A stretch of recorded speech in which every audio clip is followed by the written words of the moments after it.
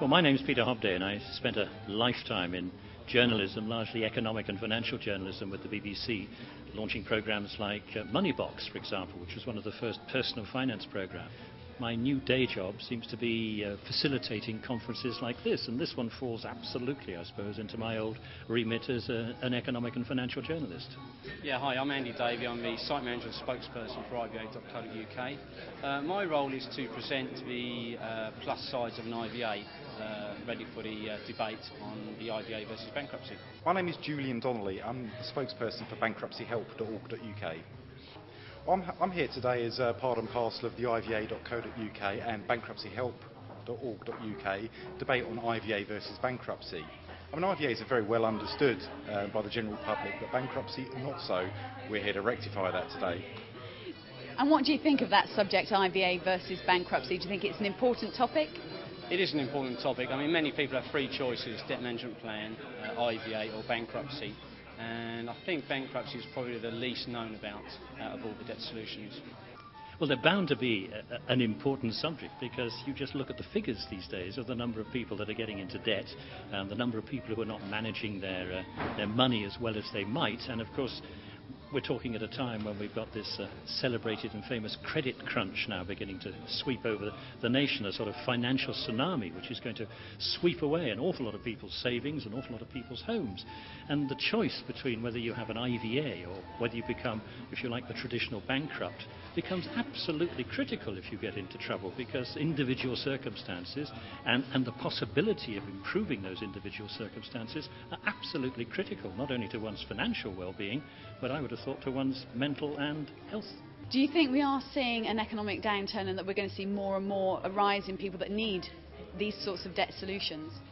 An economic downturn, to be honest, has pretty much been on the cards, I think, for the past couple of years.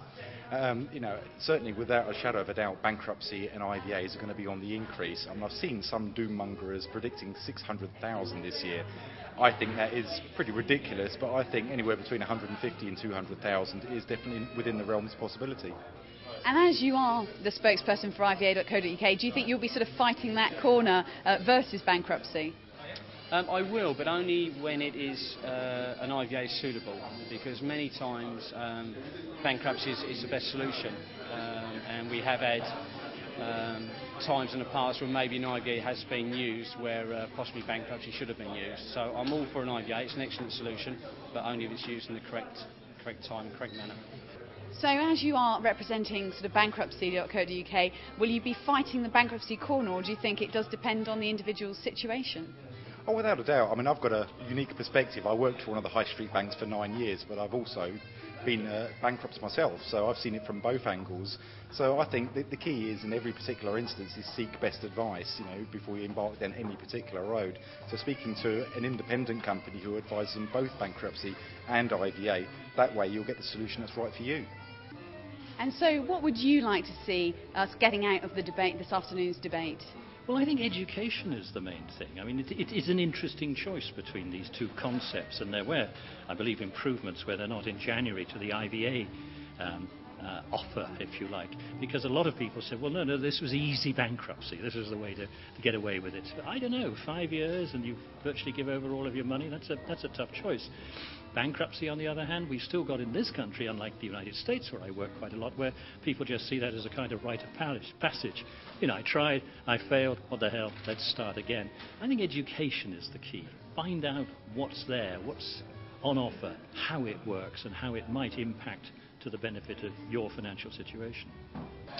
Clear understanding amongst the audience as to how I personally feel about IVAs, the fact that, I don't want it to be used as the only solution.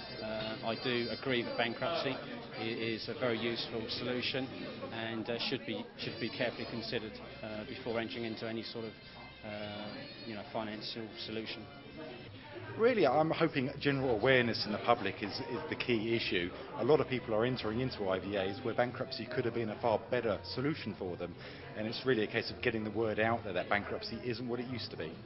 Now, IVA.co.uk has grown an awful lot over the past year. Is that something that's positive, or is it a bit worrying, just showing the fact that these sorts of solutions are more and more needed?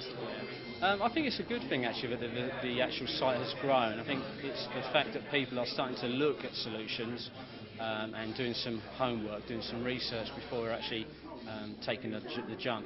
I mean, when I first joined the forum, which was probably a couple of years ago, we had 100 members. We've now got in excess of 5,000. It just shows you how it's grown over time, and we're getting regularly 40, 50 posts a day.